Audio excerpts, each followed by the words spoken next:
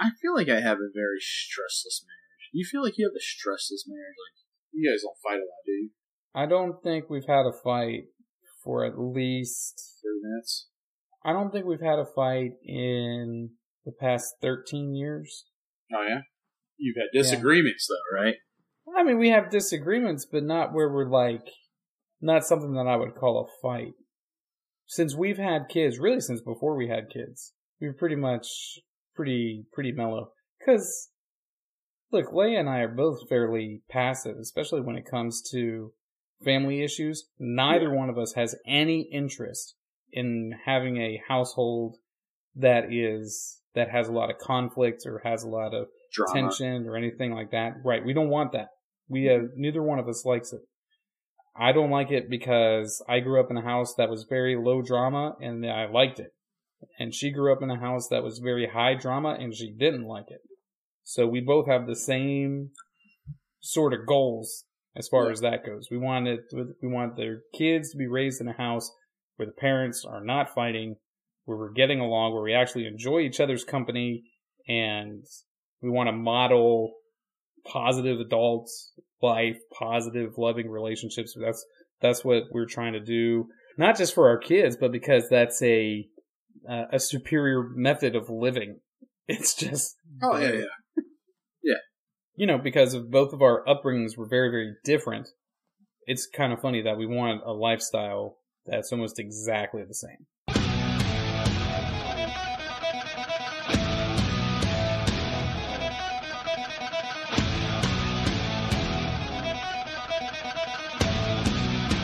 The last time Faye and I got in what I would consider a fight, I can tell you exactly. It was actually like a little over a year ago, like a year and a half ago.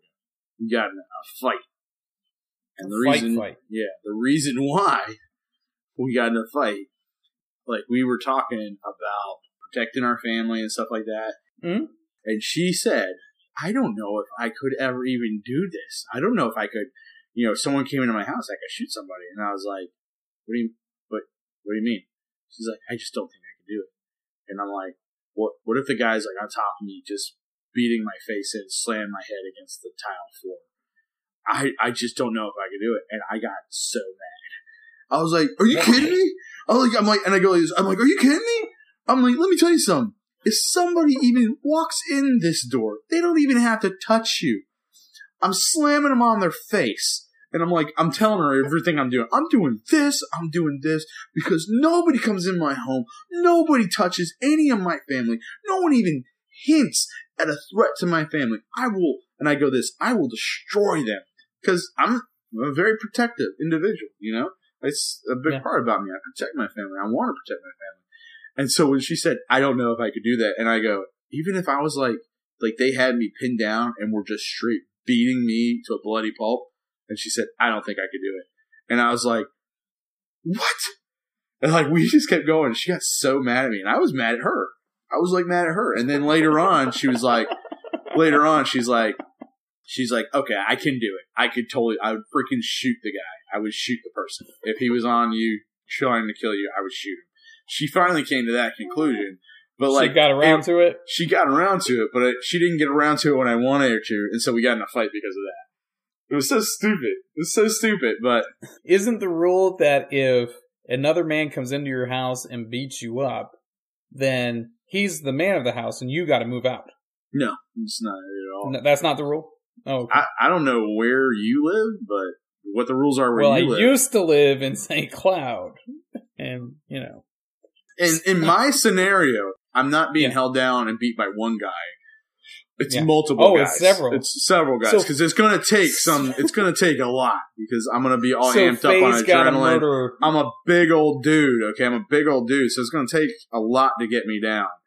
So Faye's going to have to kill multiple people. Yeah, or at least just take one. If there's two of them, take one out. So that I can handle the one dude, you know? So you can destroy the other one. So I can destroy it. But, like I said, if someone did come into my house, I'm all like, night-night. Night-night. You know what I mean? I feel like... You know what I mean? Night-night, Martin? I know what you mean. I feel like you talk a lot about this hero scenario where there's somebody who's trying to victimize you guys, and you heroically dispatch that individual, killing him. Is this like a hero fantasy that you have? Or, I don't know if it's a hero fantasy. Are there just a fantasy. lot of break-ins down there? Well, I don't know if it's a hero fantasy other than I just have thought about it and prepared myself. Okay. Tried to. I mean, you know what? Honestly, I might not be totally prepared at all. I'll be totally freaked out if something happens. You can't ever really truly prepare for it. But I've run through stuff in my head going, I would have to do this in order to protect. It's not a hero fantasy. It's just... Well, you've done the martial arts stuff, right? Yeah. And the martial arts stuff is pretty much don't think, react, isn't it? Oh, yeah. Isn't that sort of the baseline? Mm-hmm. Okay. So, wouldn't having trained for the martial arts stuff, if somebody did all of a sudden during the podcast kick in your door, wouldn't you be inclined just to react, since you've already sort of prepared yourself that in a crisis sort of scenario that you act and don't think? Yeah, probably. I mean, I'd start swinging on him. I mean, in a heartbeat. Yeah, somebody kicks in your door right now. You just jump up and charge the guy. And oh yeah. Whatever. Well, here's the thing, like, and because like I was talking to, because I was at MMA the other night, and I sparred again for the first time in like a month, and I like sparring, but like when you get out of it, you got to ease yourself back into it. When you haven't been doing it for a month. But there was like, there's a couple of young guys there, and they're like, they're young teenagers, and they're like, some of them aren't allowed to spar yet. I was like, hey man, you should tell your mom that the pastor thinks it'd be a good idea for you to learn to spar, and he's like, I keep telling my mom I want to. I go, it's not for the fact of going out there to punch somebody and hit somebody or hurt somebody, but it's the point of learning what it feels like to get hit. Because I ain't never been hit really up until about 3 years ago, like straight up in the face. Yeah, and I've never been like manhandled by anybody up until like 3 years ago when get choked out or pinned down or like had somebody on top of you. I never had anything like that. So I'm like, you don't like. It's one thing to go ahead and swing on somebody. It's a total another thing to swing on somebody and they swing back and connect. It's totally different. And so I'm like, so like for me, I'm like, I go, I'm, fairly confident that if somebody came in, I would be able to, respond positively. And I'll say this way. I know I'm getting hit. I know I'm going to get hit. I'm probably going to get hurt pretty bad, but I'm kind of used to getting hit. And it'll be different and everything like that. But I know I can take a punch, so that's what I've kind of learned, and I think that's probably the biggest part about like MMA. Like you're going to start doing judo now, right? Yeah, I'm probably going to knock some of that out. I went and talked to the guy. Good. Dave went to a class tonight, his first class. Yeah, man, he loved it. He was super excited. He wasn't even wearing a gi or nothing like that. Yeah. He was just doing all the exercises and that sort of thing, and they were doing some. He's doing all falls now. So he has to, before they start letting him throw and be thrown, he's got to learn to fall. Yeah. And that's what he did. They did their warm-ups, and they did some rolls, and did falls. The other kids are all throwing each other around, and the instructor was showing them a particular grab where you grab their sleeve, and you grab their collar, and you lift them up, and you sort of throw them with your leg underneath them. Just a basic little throw. And there was this little kid throwing this middle schooler. I mean, it was cool. Kids in elementary school throwing middle schoolers and throwing each other around. Then the sensei's walking around and he's throwing all the kids too. Hilarious. I was good. After I watched that, I had talked to him before and said, yeah, I'm interested in doing some of the adult stuff. And then after I watched it, I was like, oh yeah, I definitely want to do that. Yeah. It just looks like fun. So. Now, in judo, is it just throws in judo, or they do like... It's throws, and the sport part of it is throws and arm bars and chokes and pins. Yeah. So if you want to win a bout, you gotta throw them and have them land on their back, and you get points for that. You get points for arm bars and chokes, and you get points. And the match over if you get an arm bar? Pin. I think that it depends on the different ones. I'm not really familiar with it just yet. But anyway, I mean, of course, if the person taps, then the match is over. Judo comes from jiu-jitsu. Yeah. Sort of like in the history of martial arts, jiu-jitsu was first, and judo came from that in the later 1800s. And then Brazilian jiu-jitsu comes a little later in Brazil. And, and it sort of develops. But it's pretty much the same. There's not, in the sport part of it, there's not punching. And there's not face contact. So Dave's not going to go and punch any kids in the face or get punched in the face in this. But the teacher, he's a black belt in judo, and he's got some taekwondo, and he's got some jiu-jitsu. So he's well trained in martial arts. So he's going to teach a variety of different things. So they'll learn but primarily judo, though. It'd be good if you learn some taekwondo, learn some of the kicks and everything like that. That stuff's... Oh, yeah. Them taekwondo kicks are beast. I'm serious, man. Get some Muay Thai, man. Oh, my gosh. So, yeah. I do... Like, that's basically what we do, is all them knees, man. The jiu-jitsu, a little Muay Thai, and a lot of taekwondo, and a lot of boxing. Lots of boxing. Yeah. So, but yeah, it's been good. It's been good. So, you'll like it, man. I think I'm going to go back to some jiu-jitsu next week. Yeah. So I was going to go this week, but I didn't have the opportunity to. But I think that's the problem with being an adult, isn't it? You can't go to all the games that you want to go to. Yeah. But I think I'm going to hit up jiu-jitsu next week. But even my coach is all like, listen, man, between your knee and your shoulder, you need to be real careful with jiu-jitsu. I was like, I know, dude. I understand that. And I probably won't go to it every week. And it'd be like every other week or so. But I can still handle the stand-up. I'm doing pretty good at that. I felt good. Mm-hmm. But it's fun stuff. I like stand-up. So, but like I said, I've been hit so much in the face, and I've been rocked too. I've been rocked a couple times where I'm just like, that kind of hurt. There was one time I almost got knocked out because I took one right on the side of the head, like right on the temple. It shook me. You see the double vision and all that? Oh yeah. I was the room was spinning. I did get one time. I told you that one time I got kneed in the face, and like a kid, like it was a legal knee. He dropped a knee on me from the standing position. We were doing jiu-jitsu. He drops it. This kid didn't even know what he's doing. It ticked me off so bad. He drops a knee on my face, slams my head against the freaking mat. And just so you know, I'm going to clarify this. I choked him out just before this too. Okay, triangle choke this kid right before that. And which is hard for me to do because of my knees, but I did. And it was great. But then, I'm trying to imagine you trying with a guy. It doesn't make much sense to me. Yeah. You know what a triangle choke is, right? Yeah. It's with their legs, and you're like on your back. You're on your shoulders. And I can do it. I actually can do it. It's hard for me to do it, but when I do it, it's pretty good. But anyways, the second time, I guess he got mad, and he pulled out of me holding him, because I worked from my back, and he dropped the knee on my face, and he split my eye open. Like, I got cut. I was bleeding. Yeah. And I don't remember the rest of the night. I had, like, a concussion. So he knocked me for a loop, because my head bounced off the mat, Yeah.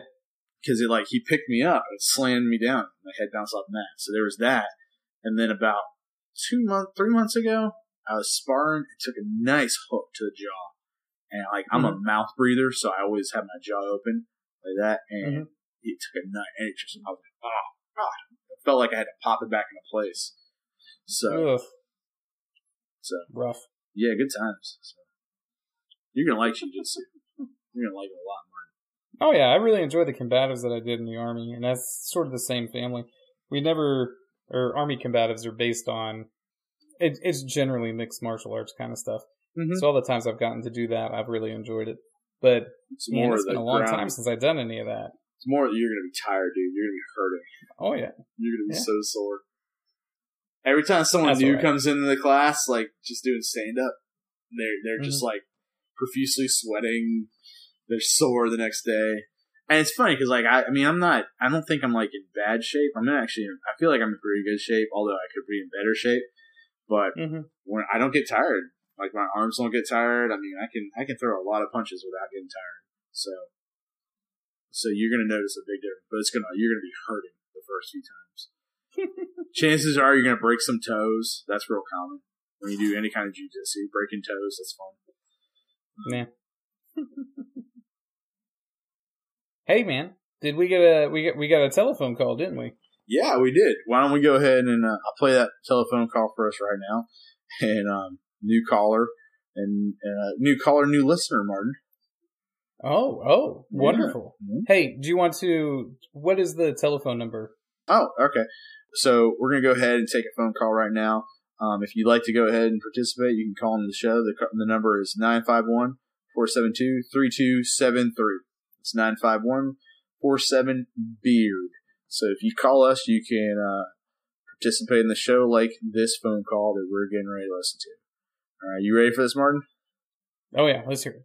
All right, here it goes. Hey, this is real man American. First time calling.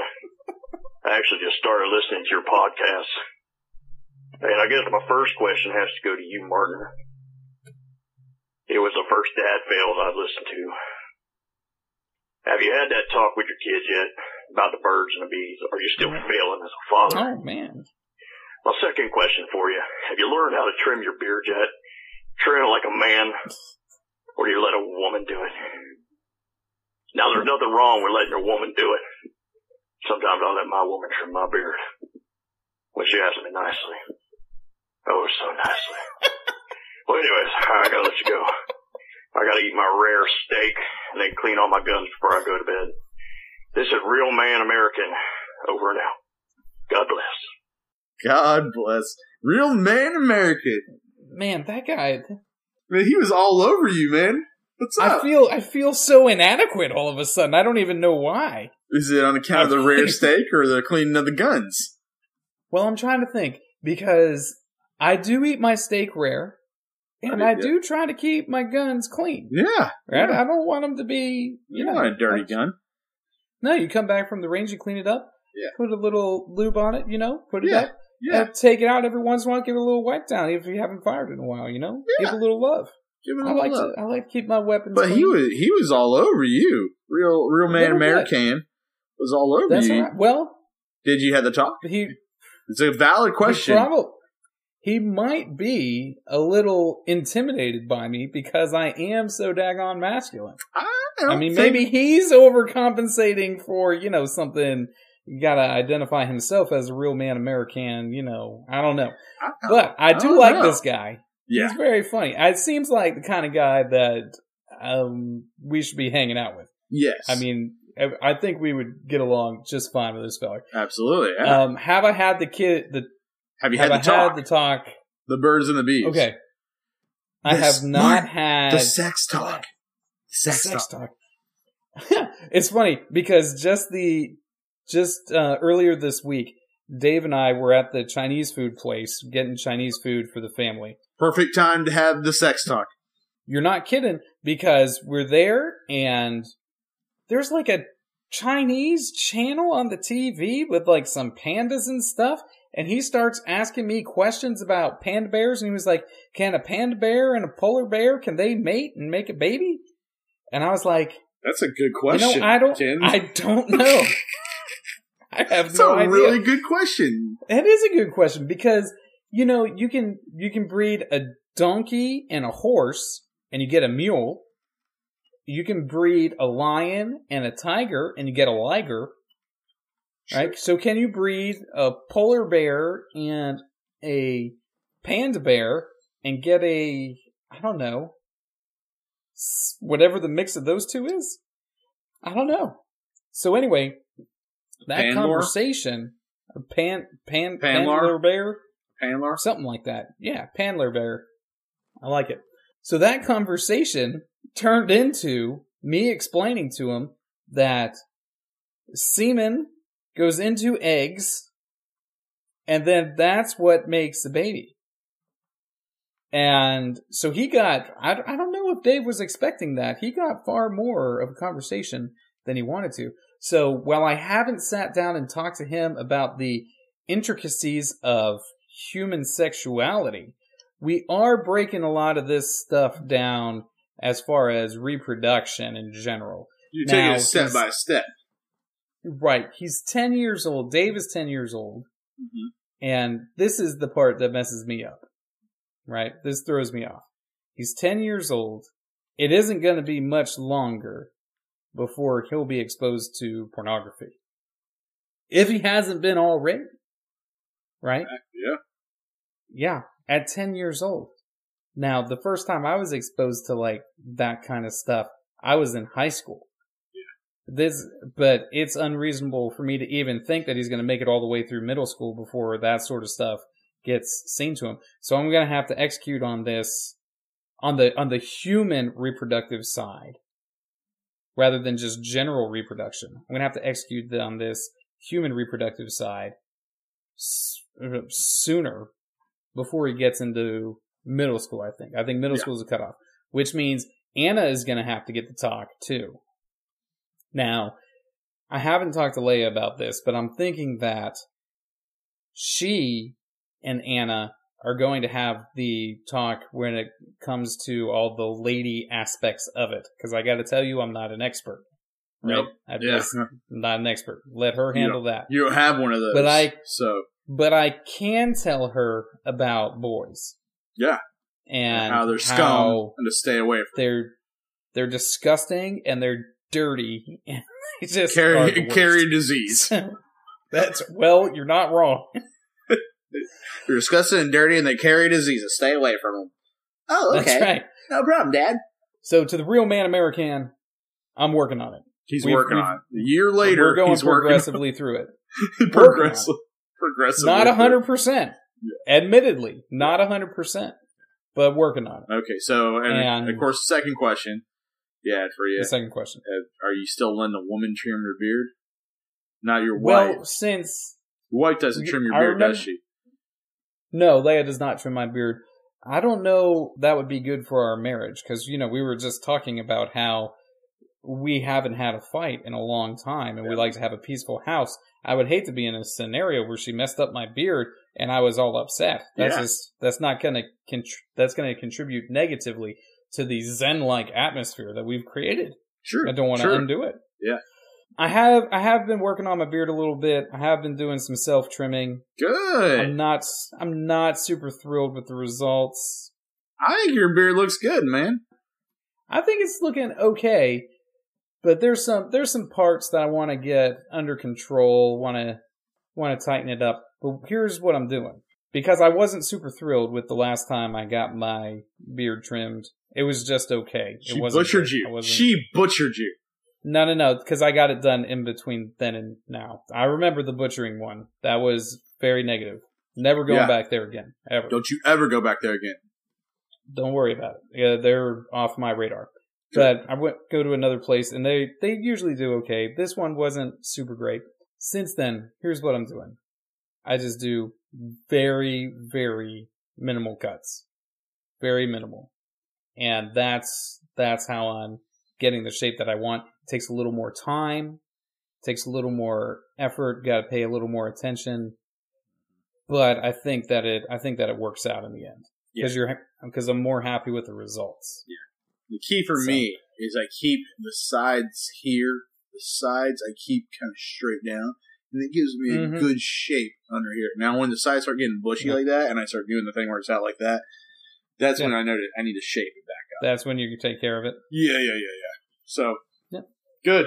Well, I'm proud of you, Martin. I'm sure the real man American is proud of you as well. So, I'm sure he is too. Yeah. I just want to point out that I've been wearing a camouflage ball cap for most of this podcast. So the real man American, I think, would appreciate that as well. He has been wearing that too, so I can verify that.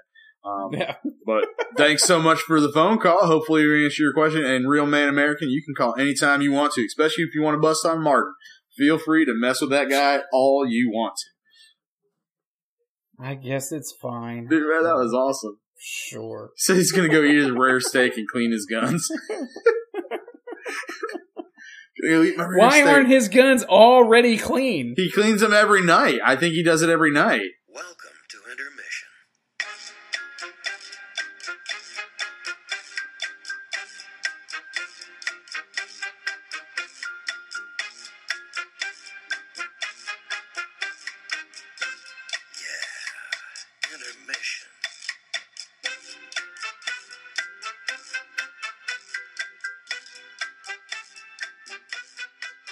I had a buddy I worked with at UPS. When he was in the Army, he was in SF. And he had a very interesting take on weapon maintenance. His thought was this. You can't leave your gun dirty. Because if you leave your gun dirty, then people are always going to think that you just fired it. So if you get pulled over and the cops are searching your car or whatever and your gun's in there, then it's going to seem like it was just fired based on the smell, based on the appearance. So you can't leave it dirty. But at the same time, you don't want that thing to be immaculate either. Because then they think you're trying to hide something. Oh. It's like, that's why you got it so... I think your buddy might be thinking too much about this. Well, he might be. Probably. So what he would do is he would clean it really well, but then he would also do the little bit of oil and then throw it in the dirt. No, not throw it in the dirt, but just a little roughed up. Don't throw your weapons in the dirt, folks. Don't throw your weapons in the dirt. It's a horrible idea. Dirt does not go well. Dirt and guns don't go together. No. You want to keep it clean. But he was very emphatic about this, that you don't want it too dirty, but you definitely don't want it too clean either. He said that you want a happy medium. You want something where you're gonna not lose any functionality, but that you're also not gonna look like you're trying to hide nothing. But I don't know why he was getting pulled over so much anyway. Oh, I was wondering that, yeah. Probably breaking lots of laws, crazy feller. Speeder. Coasted that stop sign, didn't he? That's what I bet he was doing. That'd be embarrassing. You coast a stop sign, they pull you over, and they're like, are you carrying? Yeah. Yeah.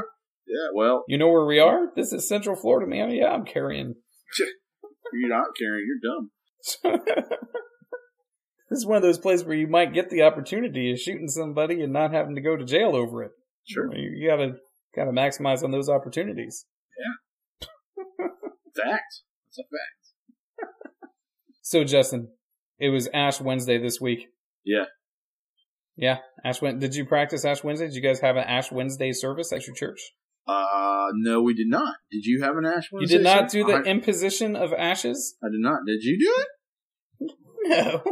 We had, when I first got up here, the first Ash Wednesday, they asked me, are we going to do the Ash Wednesday, have the service where we put the ashes on people? And I just looked at them and I was like, do you guys do that? They're like, well, some of the preachers we've had have done that. I just looked at them and I was like, nah, we're not doing that. That's done. Did no you more. Look at them and go like, why are you doing that? Did you ask them that question? Did any of them ever ask anybody, like, why are we doing this? I don't know. They didn't ask me. If they ask me, I have a good reason not to do it. Do you have a good reason not to do it? I know you like to tell everybody that I'm Anglican. Okay, I know you like to tell everybody. Yeah, because you're an Anglican. That's why you should do it. I haven't been in the Episcopal Church for 16 years, Martin. Okay, but that still counts. Are you sitting there saying once Anglican, always Anglican? Is that what you're trying to say? Isn't that the same? That, that once you go Anglican, you don't go back. What? That's the saying. Isn't it? I don't think that's the way it goes. That's not the way it goes. That's not the way it goes? No, you know what I gave up for Lent? Uh-huh. Being Anglican. Being Anglican. Okay. Does that mean you're gonna pick it back up afterwards? Maybe. We'll see. See how it goes. Yeah, we gave up the Pope. That's right. Give up. Didn't we talk about that earlier? We gave up. What'd you give up? What'd you give up for Lent? Pope? Popery. That's what I gave up. Popery. I can't. The whole thing around Lent, I just don't get it. And maybe it's because I didn't grow up with it or whatever. But you give up an activity, right? And it's usually a negative activity, something that you know isn't very good for you. Isn't that usually how it works? Yeah, but sometimes it's like people give up like chocolate or something like that, where it's just kind of like, yeah, but how much chocolate were you eating in the first place? Like you're hogging down on like chocolate every 2 seconds, and maybe, yeah, it makes sense there, Mm-hmm. But yeah, or like they'll do that or give up certain foods, Mm-hmm. But it's the idea of giving up something leading into Easter as, it's 40 days. Yeah, 40 days. 40 days. Yeah, and it's kind of 46 depending on when you start your count. Well, it goes, it kind of goes hand in hand with Jesus in the desert for 40 days and fasted for 40 days. And so, so it's the idea of you give up something like, which, let me just say this, all right? If you would do anything like in comparison with like Jesus, maybe, how about this? Like if you're going to do like a 40-day fast of something, do an actual 40-day fast, like of food, like go ahead and go for that. But if you're giving up chocolate for 40 days, like, okay, that's fine. But I don't know. It's almost a mockery. You know what I'm saying? Yeah, well, because you're like, well, I'm going to give up red meat. I'm going to give up pizza for 40 days. It's things like that. And you're just kind of like, okay. Well, for a college student, that's a significant sacrifice. That is, I'm going to give up hamburger helper for 40 days. That's a significant thing. But like, Jesus, like, it was 40 days where he gave up. In the wilderness, In the wilderness. And he gave up food. Led to him giving up his life on the cross. And we're like, I'm not going to have caffeine for 40 days. It's just like Jesus. I'm not going to, but it's like, so you're right. It's kind of is a little bit of a mockery in a sense like that. Now, also, Jesus, when he goes into the wilderness, the Holy Spirit prompts him to go, and it's for the purpose of temptation. He goes into the wilderness, the Holy Spirit leads him into the wilderness to be tempted. That's the purpose. And so it's very different. The idea of Christian fasting and tying it into Jesus's experience in the wilderness, I have trouble understanding the correlation. We are supposed to fast. We are supposed to fast periodically, so that way we have a greater understanding of our dependence upon God. I wonder if in our fasting we do so that we can experience greater temptation and overcome that. I don't know. I'm not sure. No, I need to read a book on it. Probably should. Need to pull one out. I just not trying to. Maybe I'm coming too heavy on it right now, being negative. But yeah, grumpy. It was just me being grumpy because it just seemed a little bit. I think that was the thing. It's like the what you said, mockery. I kind of feel like that's what it is because you're sitting there going, really, like you're giving up this, and as you remember the sacrifice that Jesus made, I'm like, kind of not the same thing, man. I don't think that it's an intentional mockery. Can I ask a question? I don't think it's intentional. I think that it's rooted in a fundamental misunderstanding of the depth of suffering that Jesus did both in his life and in his death. That's a good point. That's a good point. Yeah. How long do you have to keep the ashes on your head from Ash Wednesday? Oh man, I don't know. Good question. That's the other thing that throws me off. You get the ashes on your head, and then you take pictures of it for your Facebook wall. When imposition of ashes is supposed to be a sign of mourning and depression. And you're all taking a selfie with it? Self-covering, self-defacement, and you're taking a selfie with it. That doesn't make any sense. It's outside of the purpose of the activity. Hashtag Ash Wednesday. Click. Yeah.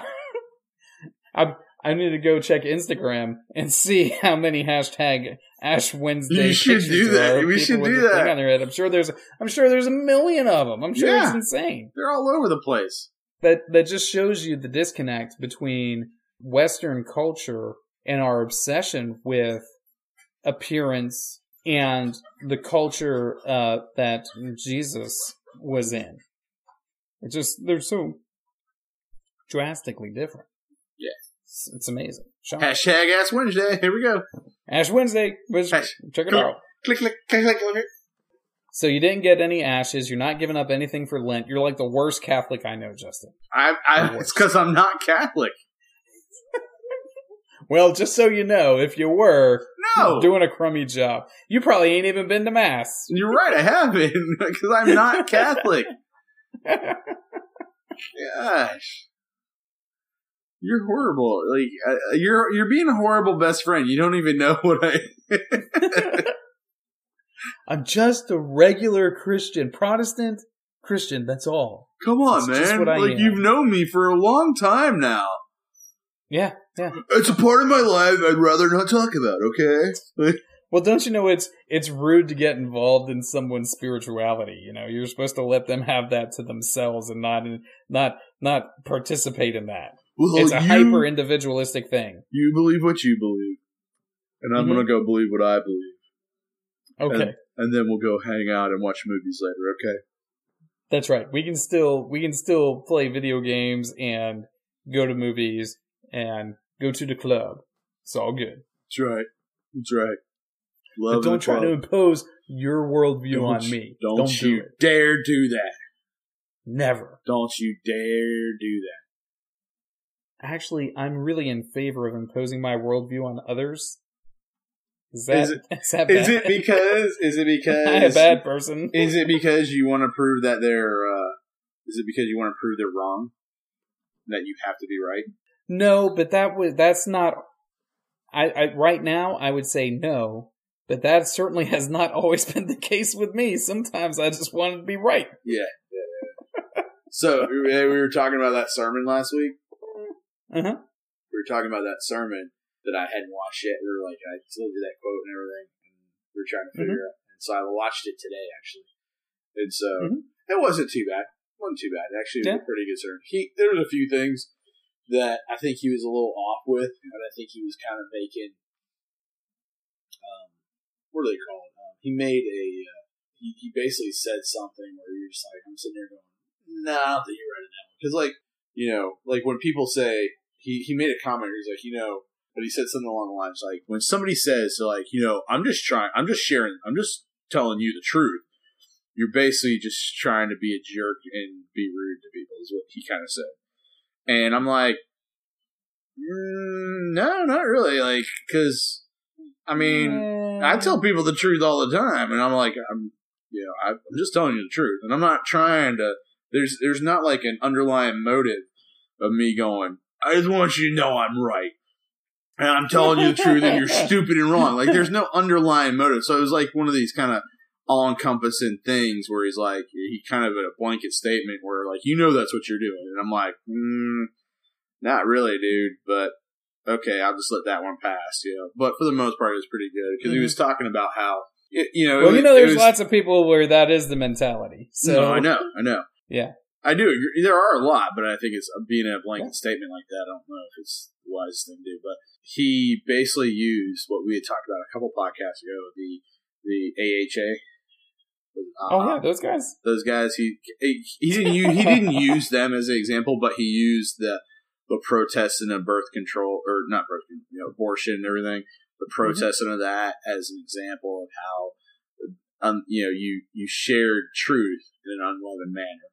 Okay, and so because he was even saying, he's like he came across a protest, and he was like, I hold the same values that they do, but the way they were going about it was completely and totally unloving, and it didn't help anything. All it did was push people further away, and didn't help people to come to know God any better, And so, but he even said, he goes, I'm not saying that we don't share the truth. I'm saying we share the truth, but we share it out of love, not out of hate and having to be right.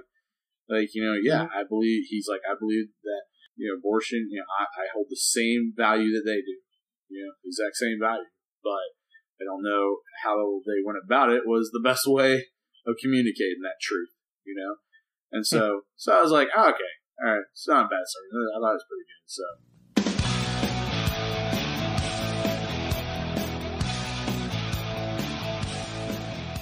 Yeah, me too. I'm so tired. We need to start doing these back on Wednesday again so we can actually start early. Yeah, we should. It's been my fault the last couple weeks. Oh, this what coming up Wednesday, I will not be able to do that. Because I get out of church, and then I got a board meeting, and then I'm driving down to Florida.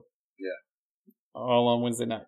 You want to see if you can get 2 podcasts out of this one? I don't know. Well, we'll probably be able to record something while I'm down there. I'll bring this little recorder thing. We'll record something. Okay. Anyway, just the 2 of us while we're down there. All right. And probably be able to get something up that way. How long have we been talking? An hour and 20 minutes. Oh, well, we might have... You might be able to do 2 30-minute ones. Yeah, 2 shorter ones. Yeah. Yeah, let me see how it's flowing and how it breaks down. And because we can probably do that. I've got a good portion of last week's that I can even add to it. Mm-hmm. So, I mean, I've got about 20 minutes of conversation that was just out of it. That wasn't the dad fail or nothing. That was like a little bit before the dad fail. Okay. So I can plug that in somewhere too. All right. So if I can divide this one up into 3 and then add that one somewhere, that'll be enough. All right. That sounds cool, man. So I'll probably do that. All right. Well, I get this sent out to you tonight, so. Cool, man. All right. I'm so tired. Moonshine makes me tired, too. I can understand that. Did you have fun at core group tonight? Yeah. You guys do anything cool? Yeah, I had a good discussion on marriage. I was actually watching the kids, so. Oh, okay. Yeah. But. Good. Very good group, though. Very good group. So. That's cool. Oh. All right. Well, I can't wait to hang out with you next week, dude. So. I know, man. I'm looking forward to it. It's going to be fun. I'll have some fun. All right. All right, feller. All right. Talk to you later. Later.